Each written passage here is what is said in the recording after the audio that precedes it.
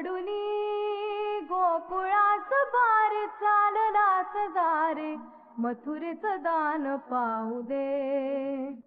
सोडूनी गोकुळास बार चाललास दारे मथुरेचं दान पाहू दे.